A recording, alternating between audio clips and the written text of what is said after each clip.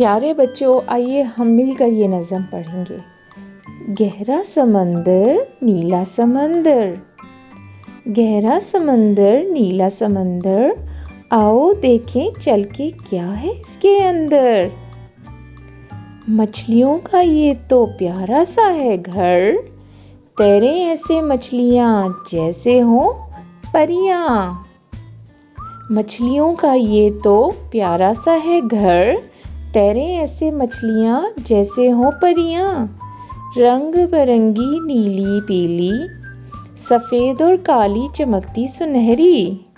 रंग बिरंगी नीली पीली सफ़ेद और काली चमकती सुनहरी। सितारे जैसी कोई घोड़े जैसी, झींगे भी इसमें सीपी भी इसमें।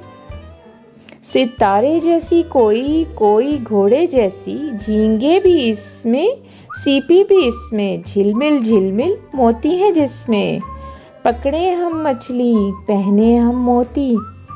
एहसान ये रब का शान ये रब की, गहरा समंदर नीला समंदर। मुझे उम्मीद है बच्चों आपको ये नज़म पसंद आई होगी। आप इसको बार बार सुन के याद कीजिएगा। अपना बहुत ख्याल रखिएगा। अल्लाह हाफिज़।